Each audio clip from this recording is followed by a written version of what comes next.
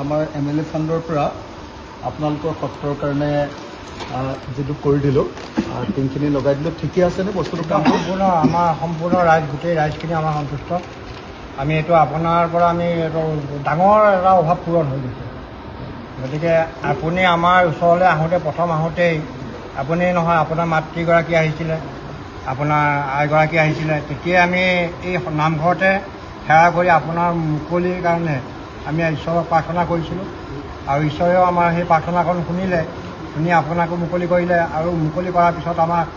ৰাইজৰ কৰ্ম কৰিবলৈ আপোনাক সুবিধাখন দিলে গতিকে এই সুবিধাকণ আমিও অকণমান সুবিধা ল'লোঁ কি এই নামঘৰ আমাৰ এইটো বহুত পুৰণা নামঘৰ আমাৰ নামঘৰৰ জৰাজীৰ্ণ হৈছিলে বিশেষকৈ ওপৰচোৱা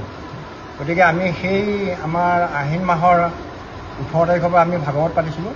তাৰ আগতে ভাগৱতৰ আগত আমি এই গোটেই নামঘৰখন সম্পূৰ্ণ ঠিক কৰিলোঁ লগতে আমাৰ এই বাৰাণ্ডাখনো মানে বৰ বেয়া হৈ আছিল এই বাৰাণ্ডাখনো আমি লগতে ঠিক কৰি ল'লোঁ গতিকে আমাৰ গোটেই ৰাইজৰ হৈ আমি আপোনাক মানে যথেষ্টখিনি আশীৰ্বাদ দিছোঁ আৰু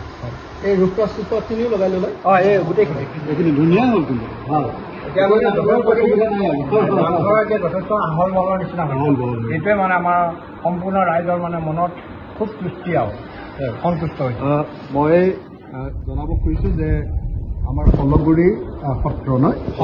ষোল্লগুৰি সত্ৰৰ যিটো বৰনামঘৰ সেই বৰনামঘৰৰ কাৰণে মই MLA ফাণ্ডৰ পৰা 4 লাখ টকাৰ বৰঙণি আগবঢ়াইছিলোঁ আৰু MLA ফাণ্ডৰ পৰা আগবঢ়োৱা বৰঙণিৰ ফলস্বৰূপে আপোনালোকে চাওক এটা ঐতিহাসিক পুৰণি নামঘৰ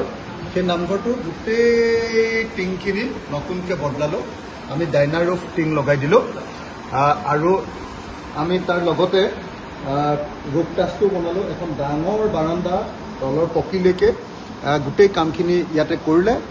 আৰু মানুহে খুব আন্তৰিকতাৰে কৰাৰ কাৰণে মাত্ৰ টকা 4 লাখতে তেখেতসকলৰ নামঘৰটোৰ আটাইকেইটা সমস্যাৰ সমাধান হৈ গ'ল নামঘৰত পইচা দিলে সেইটোৱে ভাল সুবিধা যে তাৰ পইচা কোনেও নাখায় আৰু ধুনীয়াকৈ কাম হয়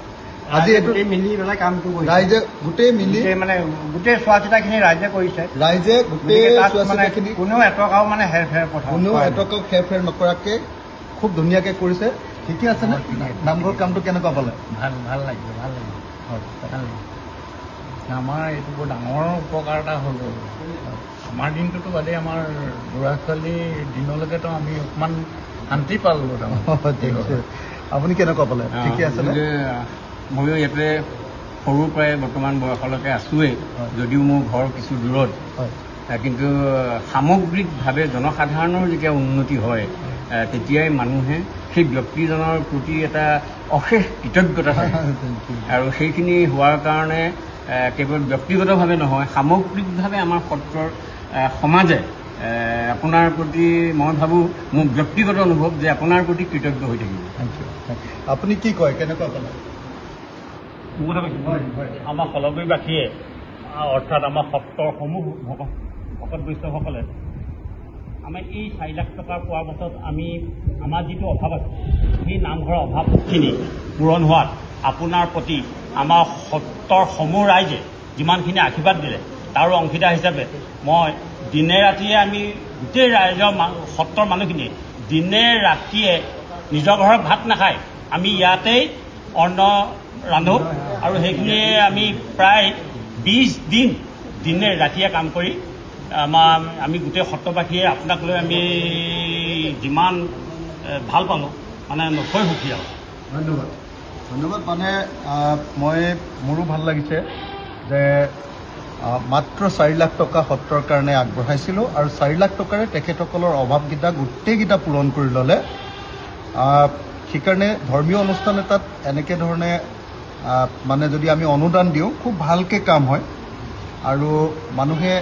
নিজৰ ইচ্ছামতে ধুনীয়াকৈ বনাই লোৱাৰ কাৰণে ময়ো সুখী 1 টকাও বিধায়ক পুঁজিৰ ক'তো অবাবত খৰচ নকৰাকৈ এনেকৈ এটা অনুষ্ঠান গঢ়িবলৈ চেষ্টা কৰিছোঁ আৰু শিৱসাগৰত সেই অনুষ্ঠানবিলাক প্ৰত্যেকটো অনুষ্ঠানে খুব ভালকৈ কাম কৰি কামবিলাক আগবঢ়াই দিছে মই গতিকে ৰাইজকো ইমান ধুনীয়াকৈ অনুষ্ঠানটো আয়োজন কৰাৰ কাৰণে ধুনীয়াকৈ সজাই লোৱাৰ কাৰণে ধন্যবাদ জ্ঞাপন কৰিছোঁ ধন্যবাদ